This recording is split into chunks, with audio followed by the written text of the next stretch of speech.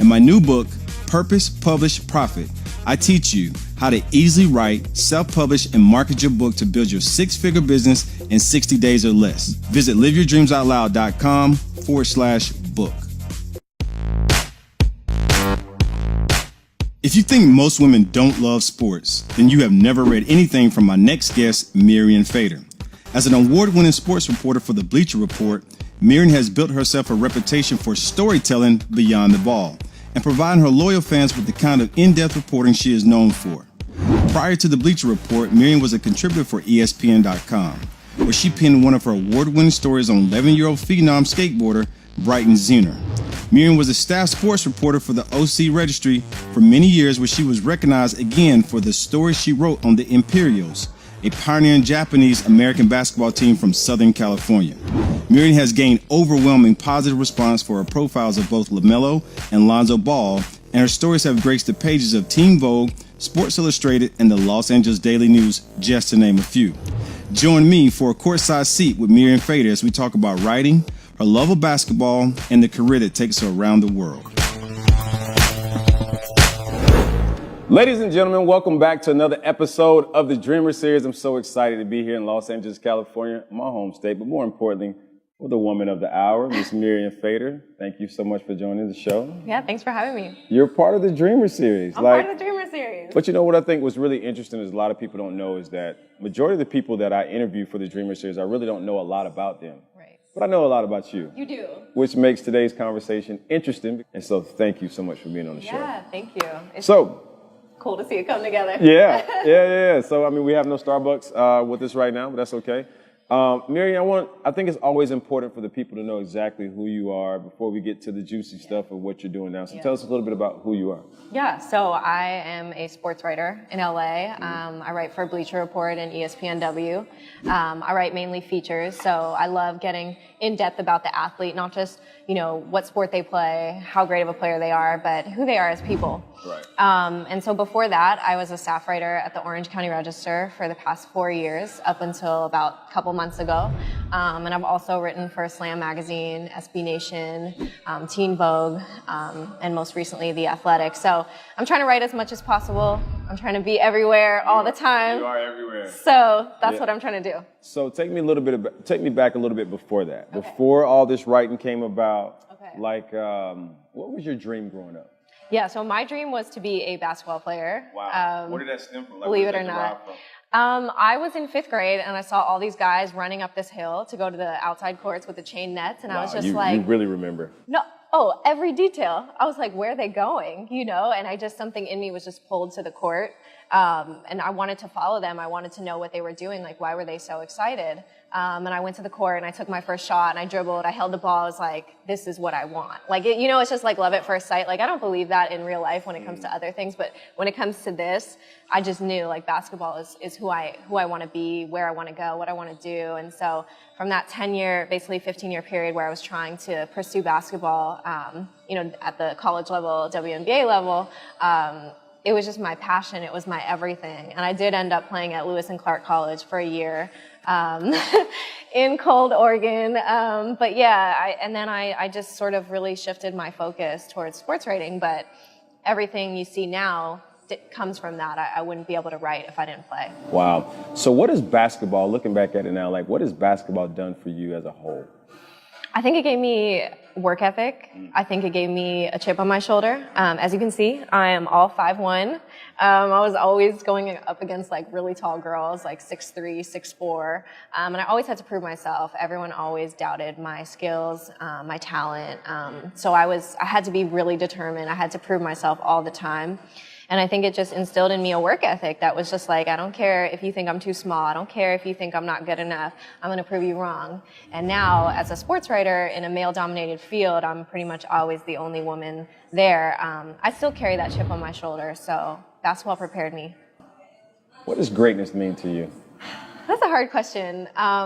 It's evolved, right? It's evolved. I used to think greatness was 10 out of 10, but now I think greatness is about all the preparation and hours you spend, for example, all those drills on those shots, or all the time I spend transcribing or writing stories. I'm trying to focus more on the process and the journey, which is something we always talked about, and I would always talk about the end result, and you would always tell me, take a look at the journey, take a moment to stop. And I haven't been able to like fully appreciate that until now. Talking about the process and the journey, the process for you transitioning away from basketball to do sports writing, what was that like? Because basketball was your everything. You got a chance to play at the collegiate level. Right. But I also know, for those that are watching, they don't know this, that whenever you didn't advance past the collegiate level, I know it kind of felt as if your world came crashing down. Yeah. I was really depressed. I felt like I just was lost as a person, as a woman. I didn't know who I was without basketball. Everyone always knew me as like Mirian Fader, the basketball player. And if I didn't have that, like, who was I? I was just so down inside, but I couldn't show it because life moves on. You have to figure it out. But inside, I felt like a failure. I felt like I hadn't reached my dream. I felt like I let myself down. I let everyone down. And it was such a dark period in my life, but I couldn't see it then. But I was actually rebuilding into something totally new. And, leaving basketball was actually the best thing that ever happened for me. And I would have never been able to say that then when I felt like my world was crashing down. But it allowed like a rebirth. Writing was my healing. Writing was the thing that allowed me to find out who I was as a woman, as a person. And I feel really happy that I'm where I am now. What advice would you have for those? Because we all face dark moments in our life. We all go through some things. And for you, that was your dream. That was the one thing that you wanted to do. So what advice would you have for those that are watching in order to make that transition if they're dealing with something in life as it relates to their dreams coming to, or their, you know what I mean? Dreams can be altered. This is a different version of the original vision I had. It's different, but it's still my dream in a lot of ways. I profiled Lonzo Ball for Bleacher Report. Never did I think I'd go to Staples Center as a writer rather than a player. And it felt amazing. And, if I would have been stuck in my ways, like, no, the only dream I can have is me as an athlete, then I just wouldn't have been able to adapt. Circumstances force dreams to change. And if you think change can only be bad, then you miss all the wonderful opportunities that can come from it. Now I look at it as like the best change that could have happened. Have you been procrastinating from writing that book that's inside of you? Do you have a story or message that will be beneficial to others? Do you struggle with the writing process and nuances of publishing your book and knowing how to market and profit from it? Well, it's time that you stop with the struggle. I'm here to help you write your book. In my new book, Purpose, Publish, Profit, I teach you how to easily write, self-publish, and market your book to build your six-figure business in 60 days or less. This book is free. All you have to do is pay for shipping and handling. When you pre-order your book, you will also get access to a free virtual masterclass where I go deeper into training and ways to make more money with your book. Visit liveyourdreamsoutloud.com/book. So, Mirin, I think the interesting thing is that you make that transition. You discover like, okay, my dream is coming to an end. As you say, dreams are meant to be altered. But sports writing, how did you get into sports writing? It's funny, that first day that I saw those boys climb, in the fifth grade, I started writing that day. I went home and I journaled because I had to tell somebody how amazing basketball was. And I was just like, oh my God, this is the best thing ever. I feel so happy. And so I started journaling from like a very young age. And I wrote the entire time. Writing was actually my release, like all my frustration. If I didn't write for a day, like I felt lost, but writing was like a personal thing. Like I never shared it publicly. And it wasn't until basketball ended did I think like, well, maybe I should pursue writing because it would be the perfect way to kind of blend my two passions together. So that's how I started. So is it fair to say that writing is your therapy? It is. And it's changed because now my writing is public and now I miss the private time. But Saturday coffee shops, Starbucks, writing, I need more of that time. So take me to that. If writing is your therapy, now it's your profession. Yeah. How do you separate the two in order to gain the balance so that you are able to still have that personal touch and time and moment for yourself that's therapeutic? I need more of it. I really do, because the professional has taken up so much of it. And I think when you're a writer full time, you're always, you're tired. It's exhausting. People don't understand writing is physically grueling. It's not just mental, it's a physical thing. Writing is like an act of courage. You're constantly grinding. And so when I'm kind of done for the day, I want to go to the gym and run 5 miles. I don't necessarily want to write, but on the weekends I try to do more of the therapeutic side for myself. That's great. That's dope. So writing, sports writing, how did you get into it? Like, how did you graduate college? Did you start writing in college? Did you start interning? How did you get into it? So I started in college, but of course I had no experience. So my sophomore year, I had no clips. Like nobody was writing me back. I'd pitch everyone. So I was like, all right, I got to go wherever I can. So actually, you don't know this, but I had started, the first ever writing thing I did was writing obituaries for a... No! Yeah, I did. Started from the bottom. Now we're here. You started from death. That's not the bottom, that's death. I had the formula memorized, like so-and-so is survived by XYZ. I know. So, but I was grateful because it was an opportunity. And then I kept pitching to places, and then Slam finally responded. My first ever story was for Slam. Wow. What was your first story? So Kyle Korver's cousin played for UCLA, and it was a local story near me in LA. Okay. And so I did that. And so one story kind of led to two and a couple more. And then I started freelancing for Dime magazine. I secured internships with the Clippers, with the Sparks, writing for their websites. ABC Sports, I was doing some broadcast stuff. So yeah, I was trying to grind it out, doing as many clips as possible. And of course, I went to Occidental College at the time, and I was writing for their stuff. So I knew at that point, like, this is what I want. Wow. So take me into the writing process, because I don't think a lot of people know what goes on to the behind the scenes. They just see magazines and things and articles and reading, but you don't actually know to the process. Mm-hmm. Could you walk me through what your process is like when you're starting to write an article? Yeah, it's not glamorous. It's a grind. That's why when we're at Starbucks, I put on my headphones and I look like a mad person typing. Yeah. So the first thing I do, I call it get the words out. So I just write a crappy first draft. It doesn't even look like it's in English. It's just me trying to calm down my perfectionist persona to just get out my ideas without judging them. And then the next part I say is make nice. So then I make it into actual words, and I try to like mess with the structure and the flow of the sentences. And then I just kind of make it better and better. Next draft, next draft, next draft. And then I copy edit like religiously. I'm so scared of making a mistake. I copy edit every like name, person, fact, time, game, number. I religiously go through and make sure all my facts are correct. Wow. Yeah. Wow. So the great thing is that I know that you got a chance to work in corporate America. We don't necessarily have to say the name, but you got a chance to work for a local newspaper. Yeah. What was that experience like for you? You know what? Looking back, that was the greatest practice I could ever have. 4 years of being a staff writer at a newspaper right out of college. It taught me how to report. It taught me how to make mistakes. It taught me how to hold my own as a woman in this industry. It taught me how to write. When you do writing every day for 4 years, you're going to get better. So it challenged me. I was living in LA, and it was in Orange County, and I was driving all the time. And as you remember, many a text about how difficult that was. But it pushed me. It gave me the preparation I needed to be able to do what I'm doing now. What were some of the biggest challenges that you faced? Because I know you touched on a lot in a male-dominated industry. Yeah. You know, I know those are challenges within itself. But what are some of the challenges you face being a writer in general? Yeah, you know, I still face those challenges being like one of the only women. But, you know, being in a newspaper, you know, it's a difficult business, layoffs all the time. You know, I survived like 6 rounds over the course of my 4 years. You were always constantly worried that your job was going to get cut. You were always constantly worried that you weren't going to get to where you wanted to go, right? Like, I'm a driven person. I had this dream of being this sports writer, and it was a constant battle of, well, how can I get to where I want to be? You know, and I think also too, like, I was emerging as a long form writer. I wanted to write 3,000 word pieces, and newspapers cut everything short. So I knew who I was and what I wanted to be. It's just the kind of puzzle of all that wasn't clear at that point. How is your dream materialized now? Like, what is your dream now?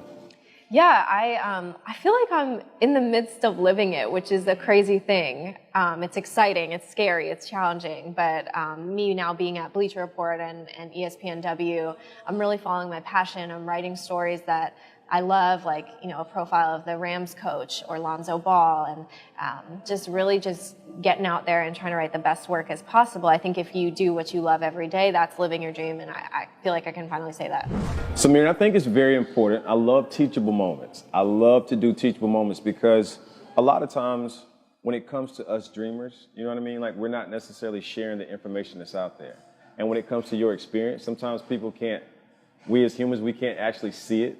Well, there's a process most recently that you went through that I find, you know, you and I had some text dialogue back and forth, and you hated me a little. Well, hate may be a little bit strong word, but you disliked me for a little bit because of some of my responses. But it was, here you are in this corporate space, and you got these dreams of writing for larger publications, right? And at the time, maybe you couldn't see it, but it was like you having to make that transition, but you were a little bit too comfortable, in my opinion. Yeah. And you went through something. And so in that process, you dealt with a lot of stuff, right? Yeah. Talk about that. Yeah. You know, we'll just say it's a tough business, restructuring, layoffs. And, you know, at the time I thought, well, what am I going to do now? I was really depressed. My dream that I had worked so hard to rebuild, you know, from the basketball life was suddenly in question again. And there I was again, having to adapt. And I knew what that had felt like from going through that a previous time. But this was even more confusing and heartbreaking because I want it so bad. When you want to dream so bad and it takes a turn and you don't know where to go, that's hard. I mean, that's more than stressful. You feel lost. And again, I felt lost.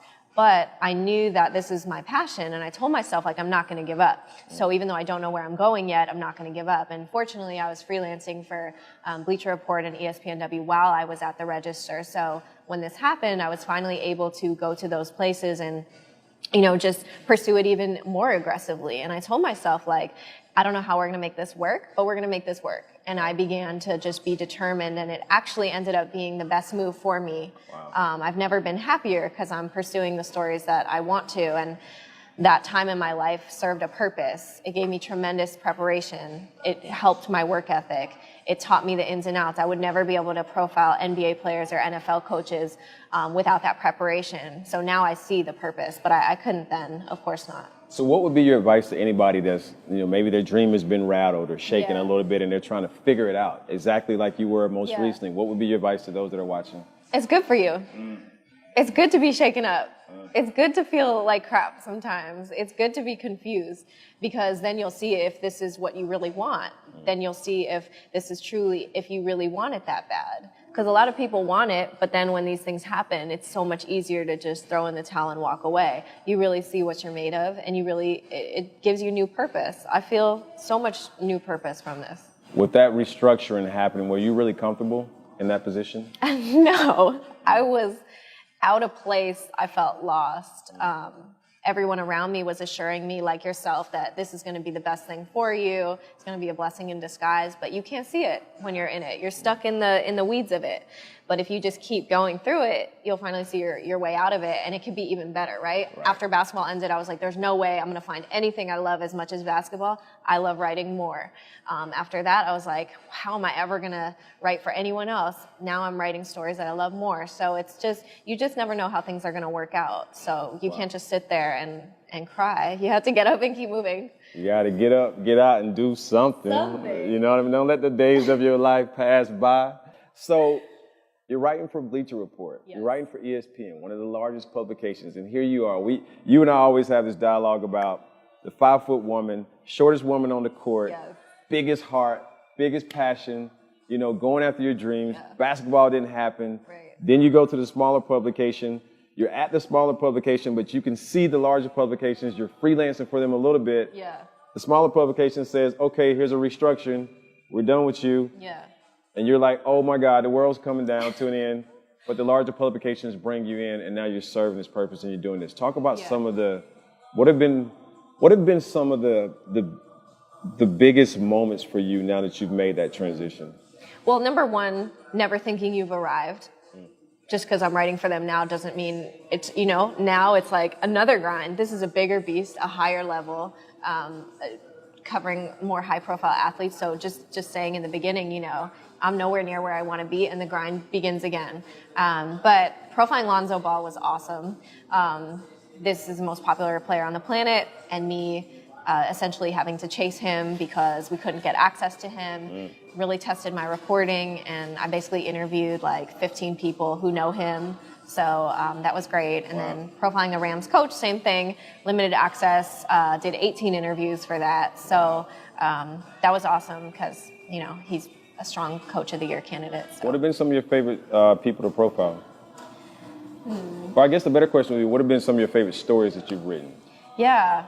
I like that I've been doing a bunch of different things. Like, for example, like an Oregon State volleyball player who was battling mental illness all her life. That's and a great story. Thanks. Yeah. And, you know, she at one point attempted suicide, and to honor her story, that she trusted her story, her story with me meant the world to me. And at the same time, like I said, profiling, an NBA player as well means a lot too. So the stories that I try to write are just something that can be interesting. Like, not every story can be compelling, not every story can be amazing, but if you can make a story interesting, I feel like you have a fighting chance. Talk about some of your accomplishments. Most recently, you're featured in a book. I mean, just talk about some of your accomplishments that you have right now. Yeah, well, I was fortunate to win first place in the U.S. Basketball Writers Association 2017 writing contest in magazine-length features for my profile of Monet Davis, so the Little League phenom turned basketball player. So that was awesome. Great article. Thank you. It was long as shit, but it was great. I know. Thanks for sticking with me and reading it. Yeah. And then I'm also featured in the 2017 Best American Sports Writing book. For a story I did on a professional skateboarder, Brighton Zuner. So in the back of the book, they have notable selections of the year, and mine is listed in there. So given everything that I've gone through, it was an amazing thing to see. Wow. What do you want your legacy to be? That girl worked hard. You know, there's going to be there's writers that are way better than me, way more talented than me, better writers, better reporters, whatever. But my goal is, like, nobody's going to work harder than me. So I want people to know that I gave my all. I was that person who, dug and dug and dug to get the best story possible, and I grinded it out. Wow. So looking at it now, when it comes to, I think what's really important, I want to leave it here because I think a lot of people, they don't understand the process. And so that smaller publication that you were working for prepared you for a lot of things that you're doing now. Because like you said, it tested this Lonzo Ball, the coach of the Rams, like it tested your reporting knowledge. What advice would you have for those that may be in a situation right now where they can't necessarily see the end goal because they're at that smaller publication? You know what I mean? And they're trying to get to that Bleacher Report. Yeah. What would be your advice to them? Just because you want something doesn't mean you're ready for it. And, I was not ready for it at that time. And, you could call it an ego check or whatever, but it's just, I wasn't. I simply wasn't. So your time in college, right out of college, that's your time to get better. That's your time to practice. It's about repetition. So don't focus on, like, who you write for. Focus on how you're writing. Are you talking? Are you making every extra call? Are you trying your hardest? Did you stay up as late as you could in that story to get the best quotes? If you're not trying your hardest, what good is it talking about these publications? It's about making sure that you're putting out the best product as possible. And even now, it's not like I sit here and I'm like, oh, I write for Bleacher Report and ESPN, it's all good. I'm fighting for my spot, and I'm never going to have to stop fighting for my spot. And so I tell myself the same thing, like, just write good stories. Don't worry about anything else. Just write good stories. Mirian, if I want to be a sports writer, if I want to be a writer, I want to do something of sort, what would be your advice to anybody that's watching? You have to read. Reading is amazing. You're going to get inspiration, you're going to get creativity, and you're going to see people who put your writing to shame, and we all need that. We all need to look at others and reflect and see how we can do better. Would I find a mentor? Do I go about finding a mentor? How do I go about getting started? Luckily, we have Twitter, which can be good for some things. I found my mentor on Twitter, Jeff Pearlman. He's a New York Times bestseller, amazing sports writer, veteran of Sports Illustrated for many years. And I just reached out to him one day a couple years ago, and I said, hey, I'm really trying to make it in this industry. Can I come meet with you and interview you about how you got your start? And now he's like a very close friend. I can ask him anything. So seek out people whose writing you admire, seek out people in your area, and just try to pick their brain. Wow. So Mirian, I'm interested in following your stories and you. Where do I go? Like, where do I go to get all the information? You can hit me up on Twitter, which is Mirian Fader, MIRINFADER, as well as my website, which I worked very, very hard to design. So somebody please go check it out, MirianFader.com. Mirian Fader. Thank you so much. Thank you. I appreciate it. We did. Oh, yay.